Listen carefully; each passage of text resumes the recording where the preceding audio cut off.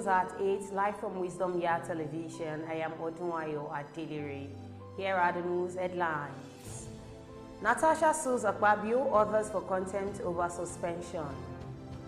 Soludo applauds Dunamis Church for orderly crusade, refunds venue fee. Now the news in details. The senator representing Kogi Central Senatorial District, Natasha Akpabio, has filed contempt charges against the Senate President Godswill Akpabio and others over a 6-month suspension without pay from the Senate. Others listed in the Form 48 contempt charge filed before the Federal High Court in Abuja and cited on Thursday include the Clerk of the National Assembly and the Chairman of the Senate Committee on Ethics, Privilege and Code of Conduct, Senator Neda Imasun. It will be recalled that Justice Obiora Egbuatu of the Federal High Court in Abuja on March 4, while delivering a ruling on the ex-party motion filed by Senator Akpoti-Uduaghan through a legal team led by Mr. Michael Numasan, restrained the Senate Committee on Ethics, Privileges and Code of Conduct from proceeding with any investigation against the plaintiff or applicant. This investigation related to alleged misconduct following events that occurred during the Senate plenary session on February 20, 2025, and a subsequent referral on February 25, 2025. The court's order was to remain in effect pending the hearing and determination of the motion on notice from an interlocutory injunction.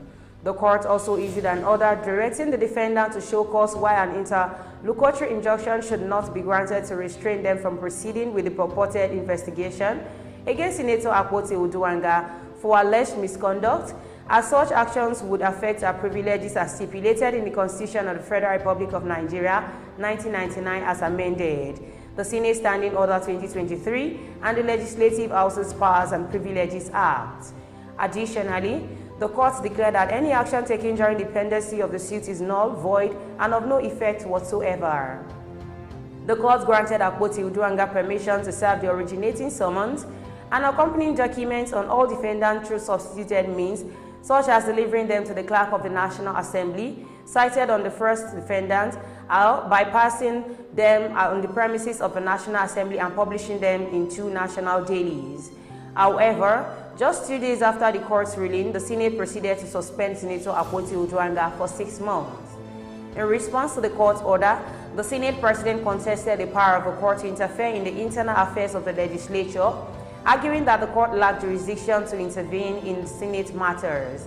In a contempt charge, Senator Akpoti-Uduaghan argued that a suspension constituted willful disobedience to the subsisting court order issued on March 4, stating that an enrolled order for the interim injunction issued by Justice Egbuatu was duly served on the defendant on March 5.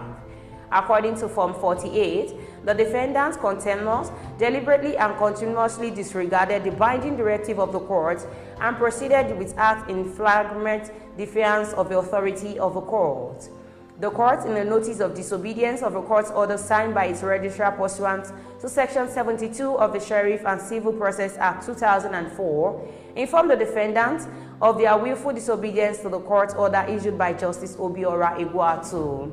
It's one that defined the subsisting order rendered Akpabio, Senator Umasun, and the Clerk of the National Assembly liable for contempt of court, which could result in their committal to prison.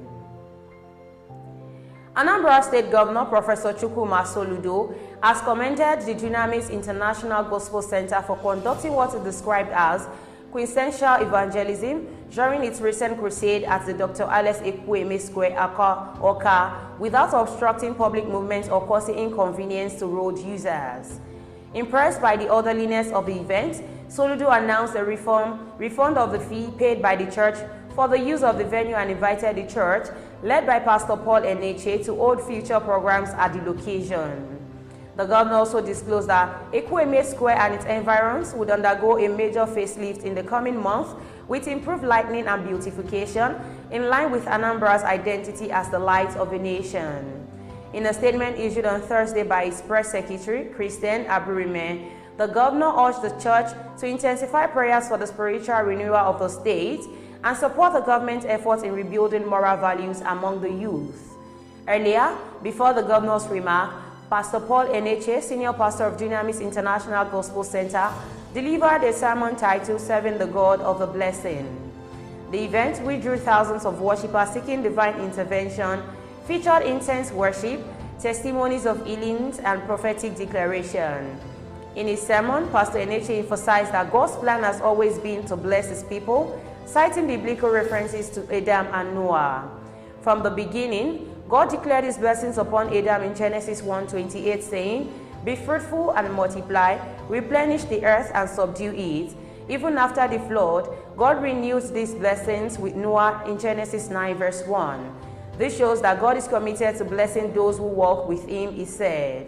He urged the congregation to remain steadfast in faith and live a life of service and righteousness, assuring them that divine blessings are activated through obedience to God. As the crusade continues, Pastor Eneche is expected to lead prayers for individuals, families, and the state, declaring divine blessings upon Anambra and its people. Before the news comes to an end, here are the headlines once again. Natasha sues Akpabio, authors for contempt over suspension.